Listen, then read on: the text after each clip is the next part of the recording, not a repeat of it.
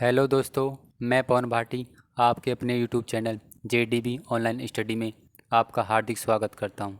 दोस्तों, आज हम करने वाले हैं बाल विकास एवं शिक्षण विधि। 8 जनवरी 2020 का पेपर हम सॉल्व करने वाले हैं दोस्तों। तो दोस्तों, वीडियो कैसी लगी कमेंट करके ज़रूर बताना। आइए स्टार्ट करते हैं। किसने बहुविमात्मक प्रज्ञा का परिचय दिया? ऑप्शन ए गोलमैन ने, ऑप्शन बी स्पेरमैन ने, option C John Mayer, option D Gardner. तो दोस्तों, इसका राइट आंसर क्या हो जाएगा? Option D Gardner. बहुविमात्मक प्रज्ञा या बहुबुद्धि का सिद्धांत किसने दिया था दोस्तों? हावर्ड गार्डनर ने दिया था। कब दिया था? इसका प्रतिपादन कब किया? 1983 में प्रतिपादन किया। और इन्होंने 8 प्रकार की बुद्धि बताई। इन्होंने 8 प्रकार की बुद्धि बताई। ठीक है। डिलेक्सिया में यह करने में कठिनाई होती है। ऑप्शन ए पढ़ने में, वर्तनी में, ऑप्शन बी व्यक्त करने में, ऑप्शन सी खड़े होने में, ऑप्शन डी बोलने में। तो डिलेक्सिया किससे संबंधित है? पढ़ने में। दोस्तों, बहुत ही इंपॉर्टेंट क्वेश्चन है, हर बार CTET की परीक्षाओं में पूछा जाता है ये क्वेश्चन। निम्न में से क्या समावेशी कक्षा में शिक्षक की भूमिका नहीं है? ऑप्शन ए बच्चों की अवस्था के अनुरूप बैठने की पर्याप्त व्यवस्था करनी चाहिए, ऑप्शन बी शिक्षक को निःशक्त बच्चों पर ध्यान नहीं देना चाहिए, ऑप्शन सी शिक्षक को बच्चों को प्रोत्साहित करना चाहिए, ऑप्शन डी शिक्षक को सीखने में अक्षम को अतिरिक्त समय देना चाहिए। तो दोस्तों, इसका राइट आंसर क्या हो जाएगा? ऑप्शन बी शिक्षक को निःशक्त बच्चों पर ध्यान नहीं देना चाहिए। कक्षा में छात्रों को प्रश्न पूछने के लिए ऑप्शन ए हतोत्साहित करना चाहिए, ऑप्शन बी प्रेरित करना चाहिए, ऑप्शन सी रोक देना चाहिए या अनुमति नहीं देनी चाहिए। तो दोस्तों, इसका राइट आंसर क्या हो जाएगा? रोक देना चाहिए, ये भी गलत बात है। अनुमति नहीं देनी चाहिए, ये भी रॉन्ग हो जाएगा। तो कक्षा में छात्रों को प्रश्न पूछने के लिए हमें क्या करना चाहिए दोस्तों? उसे प्रेरित करना चाहिए। बच्चों की वृद्धि मुख्यतः संबंधित है। ऑप्शन ए शारीरिक विकास से, ऑप्शन बी सामाजिक विकास से, ऑप्शन सी भावात्मक विकास से, ऑप्शन डी नैतिक विकास से। तो दोस्तों, इसका राइट आंसर क्या हो जाएगा? बच्चों की में वृद्धि संबंधित किससे? शारीरिक विकास से। मानव विकास का प्रारंभ होता है। ऑप्शन ए गर्भावस्था से, ऑप्शन बी पूर्व बाल्यावस्था से, ऑप्शन सी उत्तर बाल्यावस्था से, ऑप्शन डी शैशवावस्था से। तो दोस्तों, इसका राइट आंसर क्या हो जाएगा? मानव विकास का प्रारंभ होता है कब से होता है दोस्तों? गर्भावस्था से, गर्भ से ही।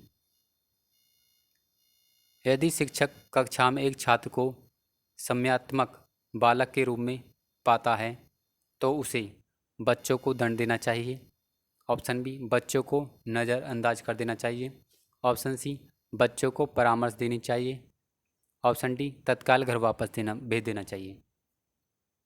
तो दोस्तों, इसका राइट आंसर क्या हो जाएगा? बताइए मुझे। देखो, तत्काल घर वापस भेज देना चाहिए, ये भी रॉन्ग हो जाएगा, ये भी गलत है। बच्चों को नज़रअंदाज कर देना चाहिए, ये भी रॉन्ग है। बच्चों को दंड देना चाहिए, ये भी रॉन्ग है। तो क्या करना चाहिए? बच्चों को परामर्श देनी चाहिए। Right answer C. पाठ्य सहगामी क्रियाएं मुख्यतः संबंधित हैं।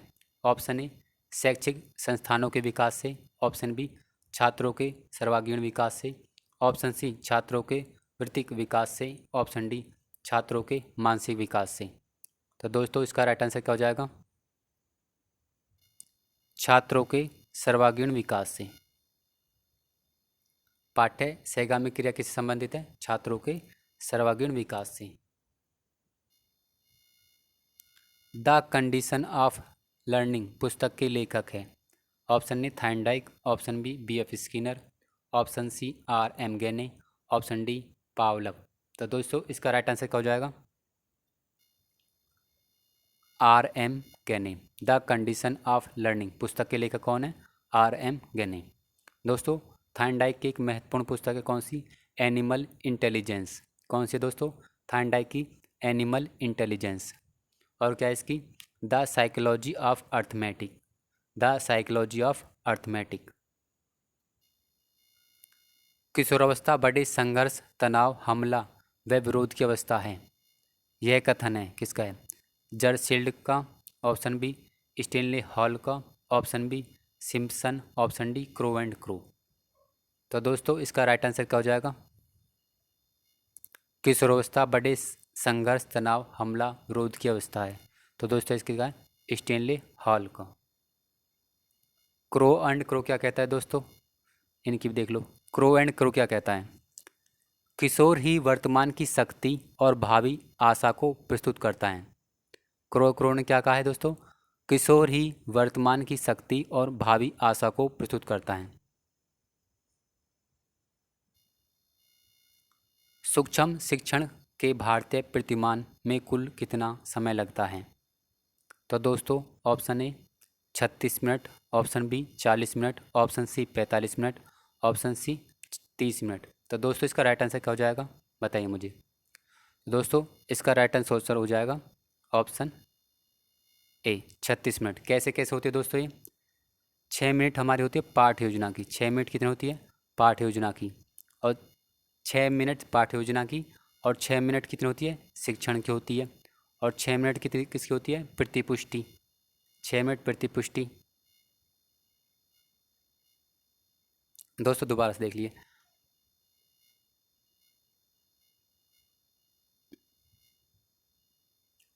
पाठ योजना 6 मिनट की होती है दोस्तों, प्लस शिक्षण 6 मिनट का होता है हमारा। और क्या होता है? प्रतिपुष्टि 6 मिनट की होती है। और क्या होता है दोस्तों? पुनः पाठ योजना निर्माण 6 मिनट का होता है दोस्तों ये भी। और फिर क्या होता है दोस्तों? प्लस पुनः शिक्षण, ये भी 6 मिनट का होता है दोस्तों, प्लस पुनः प्रतिपुष्टि। तो दोस्तों तो कुल कितना समय हो गया? 36 मिनट। तो दोस्तों कितना मिनट हो गए? 36 मिनट। सीखने का पठार सीखने की प्रक्रिया के मुख्य अभिलक्षण हैं जो उस स्थिति को प्रकट करते हैं जिसमें सीखने की प्रक्रिया में कोई उन्नति नहीं होती। यह कथन किसका है दोस्तों? गेट्स व अन्य का, हालिंगवर्थ का, ऑप्शन सी रॉस का, ऑप्शन डी स्किनर का। तो दोस्तों इसका राइट आंसर क्या हो जाएगा? ऑप्शन बी हालिंगवर्थ का। दोस्तों गेट्स ने क्या दिए परिभाषित? गेट्स ने क्या परिभाषित किया है दोस्तों? इसे देख लो आप। सीखने के वक्र अभ्यास द्वारा सीखने की मात्रा, गति और उन्नति की सीमा का ग्राफ का प्रदर्शन करते हैं। तो दोस्तों ये किसकी परिभाषा है? गेट्स की। दोस्तों एक बार और देख लो। गेट्स की एक महत्वपूर्ण परिभाषा है। क्या क्या है? सीखने के वक्र अभ्यास द्वारा सीखने की मात्रा, गति और उन्नति की सीमा का ग्राफ पर प्रदर्शन करते हैं। ये किसकी है? गेट्स की।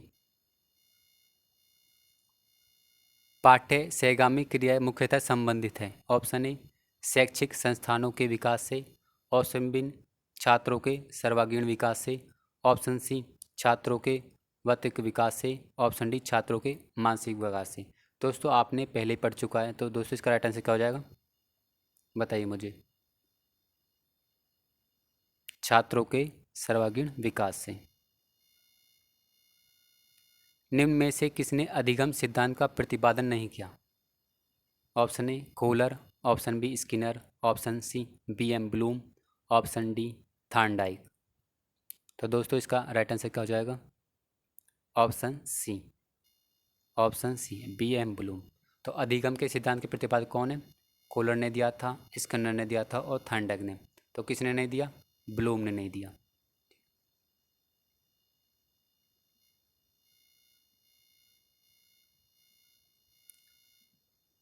शिक्षा में अवरोधन का तात्पर्य है। ऑप्शन ए बालक का विद्यालय में प्रवेश न लेना, ऑप्शन बी बालक का विद्यालय न जाना, ऑप्शन सी बालक द्वारा विद्यालय छोड़ देना, ऑप्शन डी किसी बालक का 1 वर्ष से अधिक समय तक एक ही कक्षा में रहना। तो शिक्षा में अवरोधन का क्या तात्पर्य है दोस्तों? बालक का विद्यालय में प्रवेश न लेना, ये भी अवरोधन कार्य नहीं है।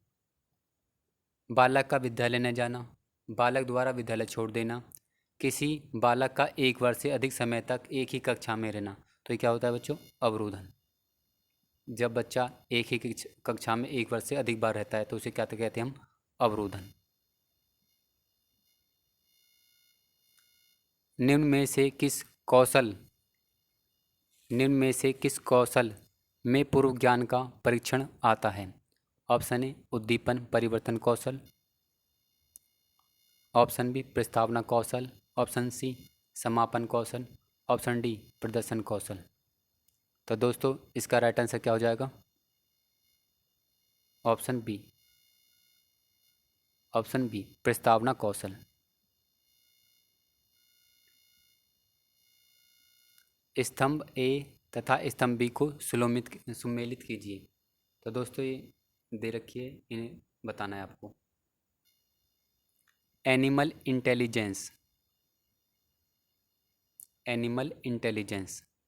तो इसका राइट आंसर क्या हो जाएगा? थार्नडाइक। Animal intelligence Thorndike.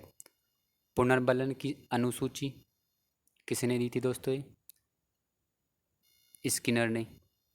सरगर्भिता का नियम किसने दिया था दोस्तों? गेल्स्टार्ट ने। और अनुकूलन का सिद्धांत किसने दिया दोस्तों? पियाजे ने। विकास कभी न समाप्त होने वाली प्रक्रिया है, यह कथन विकास के किस सिद्धांत से संबंधित है? विकास कभी न समाप्त होने वाली प्रक्रिया है, यह कथन किससे संबंधित है दोस्तों? बहुत ही इंपॉर्टेंट क्वेश्चन है दोस्तों, कई बार रिपीट हो चुका है अभी तक। ऑप्शन ए अंतक्रिया का सिद्धांत, ऑप्शन बी एकीकरण का सिद्धांत, ऑप्शन सी अंत संबंध का सिद्धांत, ऑप्शन डी निरंतरता का सिद्धांत। तो दोस्तों विकास कभी न समाप्त होने वाली प्रक्रिया है, तो किससे संबंधित दोस्तों? ये ऑप्शन डी निरंतरता का सिद्धांत। तो कभी समाप्त नहीं होगा, तो दोस्तों क्या हो जाएगा? निरंतरता का सिद्धांत।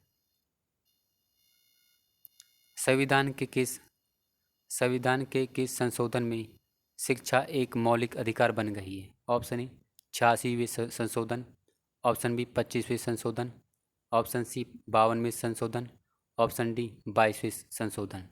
तो दोस्तों इसका राइट आंसर क्या हो जाएगा?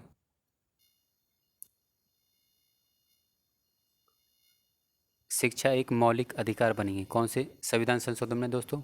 ऑप्शन ए 86वें संविधान संशोधन, 86वें संविधान संशोधन 2002।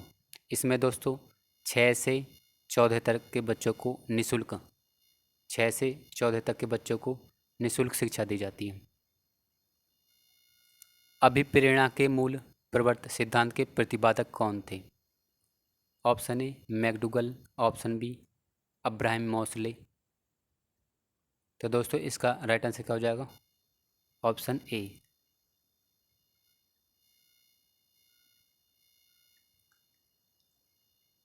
विकास की किस अवस्था को कोल तथा ब्रूस ने संवेगात्मक विकास का अनोखा काल कहा है? ऑप्शन ए शैशवावस्था को, ऑप्शन बी बाल्यावस्था को, ऑप्शन सी प्रौढ़ावस्था को, ऑप्शन डी किशोरावस्था को। तो दोस्तों इसका राइट आंसर क्या हो जाएगा? ऑप्शन बी बाल्यावस्था को संवेगात्मक विकास का अनोखा काल कहा है इसने। व्यवहार के कारण व्यवहार में परिवर्तन ही अधिगम है, यह कथन किसने कहा है? ऑप्शन ए वुडवर्थ ने, option B Guilford, option C Skinner, option D Crow and Crow. तो दोस्तों इसका राइट आंसर क्या हो जाएगा? ऑप्शन बी गिलफोर्ड ने। व्यवहार के कारण व्यवहार में परिवर्तन ही अधिगम है, किसने कहा था? गिलफोर्ड ने कहा था दोस्तों। वुडवर्थ ने क्या कहा था दोस्तों? वुडवर्थ ने देख लो बच्चों, वुडवर्थ ने क्या था कहा? नवीन ज्ञान तथा नवीन प्रतिक्रियाओं को अर्जन करने की प्रक्रिया अधिगम करने की प्रक्रिया है। और दोस्तों स्किनर ने क्या कहा था? स्किनर अधिगम व्यवहार में उत्तरोत्तर अनुकूलन की एक प्रक्रिया है। और दोस्तों इसके अनुसार देख लो क्रो एंड क्रो ने क्या कहा? आदतें ज्ञान तथा अभिव्यक्तियों का अर्जन ही अधिगम है। दोस्तों 4 इंपॉर्टेंट परिभाषाएं।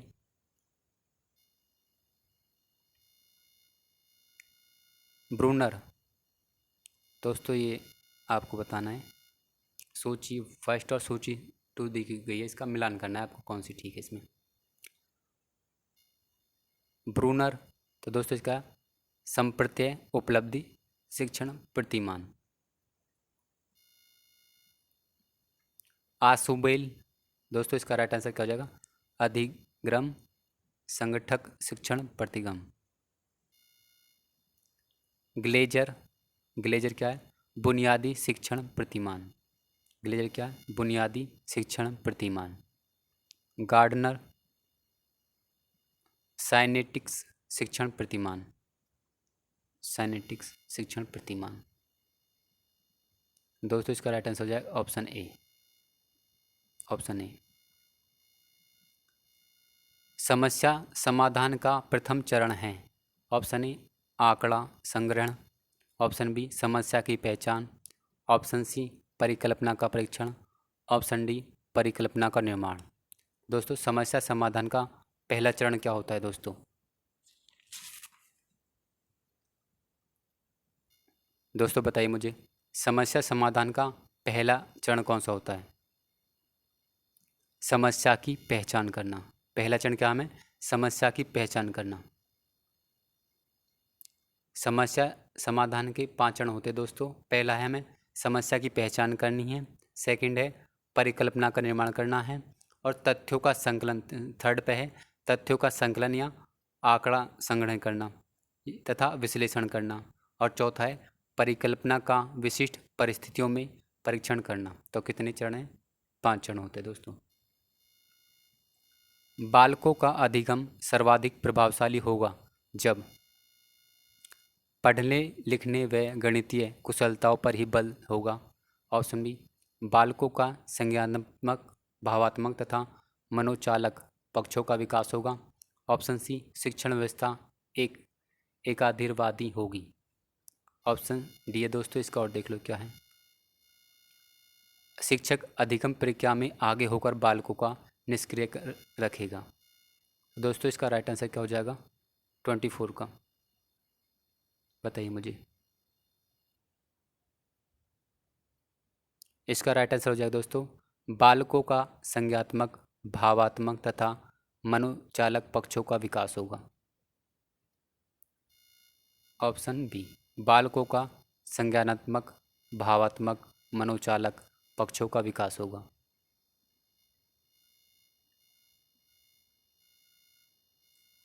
स्मृति स्तर एवं बोध स्तर के शिक्षण प्रतिमान की संरचना में कौन सा सोपान उभयनिष्ठ है? ऑप्शन ए सामान्यीकरण, ऑप्शन बी अन्वेषण, ऑप्शन सी प्रस्तुतिकरण, ऑप्शन डी तैयारी। तो दोस्तों राइट आंसर क्या हो जाएगा 25 का?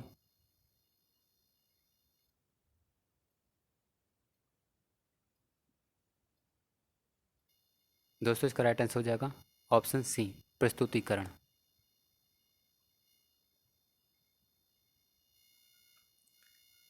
निम्न में से किस सिद्धांत को पुनर्बलन का सिद्धांत भी कहते हैं?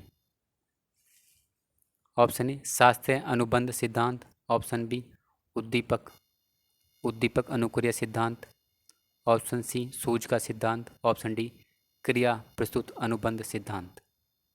तो दोस्तों इसका राइट आंसर क्या हो जाएगा? किस सिद्धांत को पुनर्बलन का सिद्धांत भी कहते हैं? तो किसे कहते हैं दोस्तों? ऑप्शन डी क्रिया प्रस्तुत अनुबंध सिद्धांत को हम पुनर्बलन का सिद्धांत भी कहते हैं। निम्न में से कौन सी अवस्था ब्रूनर के संज्ञात्मक विकास सिद्धांत का अंग नहीं है? दोस्तों ऑप्शन ए अंतःप्रज्ञ अवस्था, ऑप्शन बी प्रतिबिंबात्मक अवस्था, ऑप्शन सी संकेतात्मक अवस्था, और ऑप्शन डी दोस्तों क्रियात्मक अवस्था। तो दोस्तों इसका राइट आंसर क्या हो जाएगा?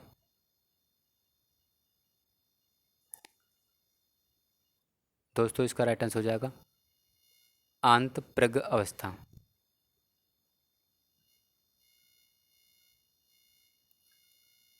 मॉरिसन ने बौद्ध स्तर के शिक्षण प्रतिमानों में 5 पदों का वर्गीकरण किया है। वे है ऑप्शन ए प्रस्तुतिकरण, ऑप्शन ए प्रस्तुतिकरण, सेकंड पे खोज, थर्ड पे संगठन व्यवस्था, वाचन अभिव्यक्तिकरण।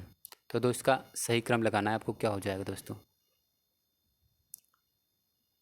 तो फर्स्ट पे क्या करेंगे दोस्तों, हम पहले देख लीजिए। फर्स्ट पे क्या करेंगे हम, खोज। सबसे पहले फर्स्ट पे हम करेंगे खोज या अन्वेषण। सेकंड पे क्या करेंगे हम, प्रस्तुतिकरण। सेकंड पे क्या होगा, प्रस्तुतिकरण करेंगे। थर्ड पे क्या करेंगे, आत्मीकरण। थर्ड पे क्या करेंगे, आत्मीकरण या परिपाक। फोर्थ पे संगठन या व्यवस्था, और 5 पे वाचन या अभिव्यक्तिकरण। तो दोस्तों इसका राष्ट्र क्या हो जाएगा, ऑप्शन बी, ऑप्शन बी। निम्न में से कौन सा संज्ञात्मक क्षेत्र से संबंधित नहीं है। ऑप्शन ए अनुमूल्यन, ऑप्शन बी अनुप्रयोग, ऑप्शन सी बोध, ऑप्शन डी ज्ञान। तो दोस्तों इसका राइट आंसर क्या हो जाएगा, संज्ञात्मक क्षेत्र से संबंधित नहीं है। कौन सा है, अनुमूल्यन। अनुप्रयोग संबंधित है, ज्ञान संबंधित है, बोध संबंधित है। कौन नहीं है, अनुमूल्यन संबंधित नहीं है। निम्न में से कौन सा अधिगम का वक्र नहीं है। ऑप्शन ए नातेदार, ऑप्शन बी, ऑप्शन ए नातेदार, ऑप्शन बी मिश्रित, ऑप्शन सी लंबवत, ऑप्शन डी उत्तोदर उत्तर उत्तल। तो दोस्तों अधिगम का वक्र नहीं है। कौन सा दोस्तों इसमें, तो इसका राइट आंसर क्या हो जाएगा दोस्तों, ऑप्शन सी। कौन सा नहीं होता, लंबवत होता है। तो कौन कौन से दोस्त होते हैं हमारे, अधिगम वक्र कितने प्रकार के दोस्त हैं, 4 प्रकार के होते हैं। कौन कौन से, फर्स्ट पे होता है सरल, फर्स्ट पे होता है सरल रेखीय वक्र, सरल रेखीय वक्र दोस्तों। सेकंड पे होता है उत्तरोत्तर वक्र, सेकंड पे ये वाला होता है उत्तरोत्तर वक्र। थर्ड पे होता है नातेदार, थर्ड पे होता है, सेकंड पे होता है, थर्ड पे नातेदार वक्र होता है, फोर्थ पे होता है मिश्रित वक्र। दोस्तों 4 प्रकार के होते हैं दोस्तों अधिगम का वक्र। दोस्तों वीडियो कैसी लगी कमेंट करके जरूर